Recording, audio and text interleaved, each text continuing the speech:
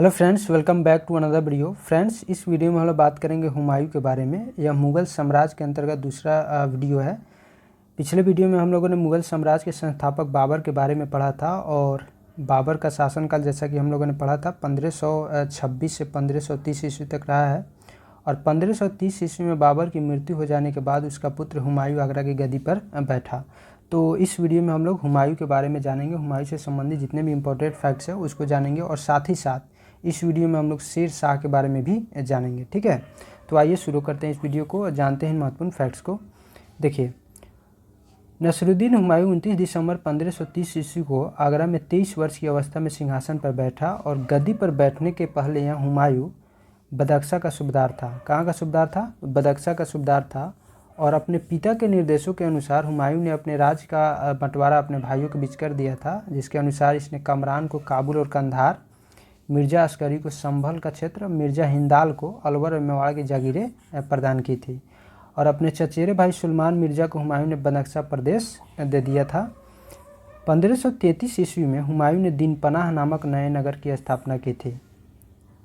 चौसा का युद्ध 25 जून 1539 ईस्वी को शेर खां और हुमायूं के बीच हुआ था और इस युद्ध में शेर खां विजयी रहा और इसी युद्ध के बाद शेर खां ने शेर शाह की पदवी ग्रहण कर ली। ठीक है, नेक्स्ट युद्ध हुआ बिलग्राम या कनौज का युद्ध, जो 17 मई 1540 ईस्वी में हुआ था और यह युद्ध भी शेर खां एवं हुमायूं के बीच हुआ और इस युद्ध में भी हुमायूं पराजित हुआ और शेर खां ने आसानी से आगरा एवं दिल्ली पर कब्जा कर लिया। बिलग्राम युद्ध के बाद हुमायूं सिंध चला गया, जहां उसने 15 वर्षों तक घुमक्कड़ों जैसा निर्वासित जीवन व्यतीत किया। और निर्वासन के समय हुमायूं ने हिंदाल के आध्यात्मिक गुरु फारसवासी सिया मीर बाबा दोस्त उर्फ मीर अली अकबर जामी की पुत्री हमीदा बानू बेगम से 29 अगस्त 1541 ईस्वी को निकाह कर लिया और आगे चलकर हमीदा बानू बेगम के से ही अकबर जैसे महान सम्राट का जन्म हुआ। 1555 ईस्वी में हुमायूं ने पंजाब के सूरी शासक सिकंदर को पराजित कर पुनः दिल्ली की गद्दी पर बैठा। और हुमायूं द्वारा लड़े गए 4 प्रमुख युद्धों का क्रम इस प्रकार है। प्रथम युद्ध देवरा का युद्ध 1531 ईस्वी। यह कई बार परीक्षाओं में प्रश्न पूछा जा चुका है कि हुमायूं द्वारा लड़े गए युद्धों का क्रम किस प्रकार है। तो प्रथम युद्ध देवरा का युद्ध 1531 ईस्वी में हुआ था। उसके बाद चौसा का युद्ध हुआ था 1539 ईस्वी और बिलग्राम का युद्ध हुआ था 1540 ईस्वी। फिर सरहिंद का युद्ध 1555 ईस्वी में हुआ था। 1 जनवरी 1556 ईस्वी को दीनपनाह भवन में स्थित पुस्तकालय यानी जिस शेर मंडल के नाम से भी इसे जाना जाता था, तो इसके सीढ़ियों से गिरने के कारण हुमायूं की मृत्यु हो गई। और हुमायूं के बारे में इतिहासकार लेनपुल ने कहा है कि हुमायूं गिरते पड़ते इस जीवन से मुक्त हो गया, ठीक उसी तरह जिस तरह तमाम जिंदगी वह गिरते पड़ते चलता रहा था।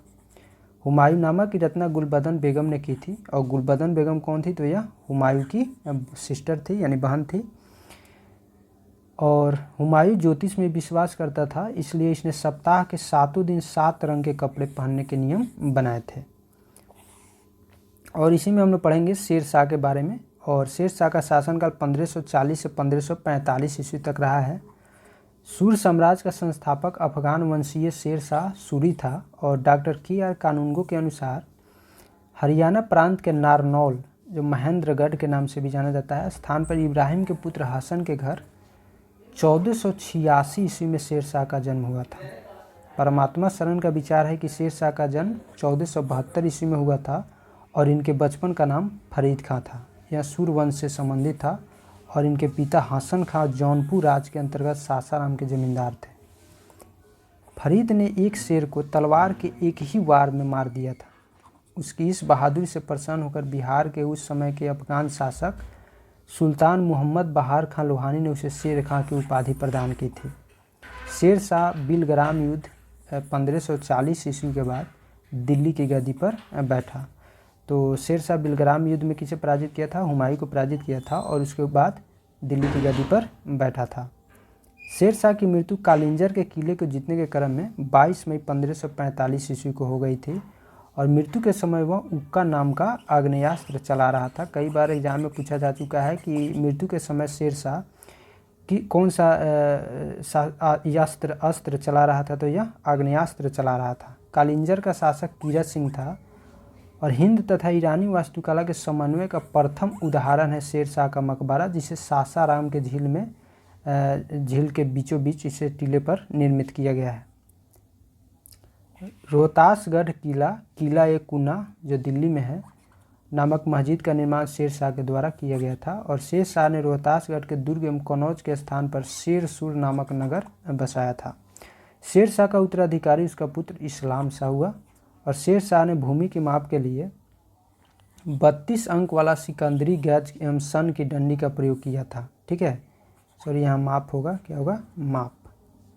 तो शेरशाह ने भूमि के माप के लिए 32 अंक वाला सिकंदरी गज एवं सन की डंडी का प्रयोग किया था और शेरशाह के समय पैदावार का लगभग 1/3 भाग सरकार लगान के रूप में वसूल करती थी और इसने 178 ग्रेन चांदी का रुपया व 380 ग्रेन तांबे का दाम चलवाया था।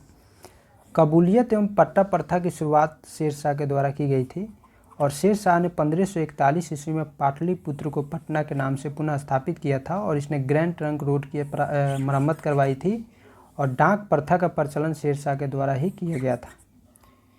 मलिक मोहम्मद जायसी शेरशाह के समकालीन थे। तो फ्रेंड्स, इस वीडियो में बस इतना ही। अगर वीडियो आपको पसंद आए तो प्लीज़ वीडियो को लाइक कीजिए, शेयर कीजिए इसे और चैनल को सब्सक्राइब कर लीजिए। फिर मिलते हैं हम लोग नेक्स्ट वीडियो में, तब तक के लिए मस्त रहिए, पढ़ते रहिए। जय हिंद।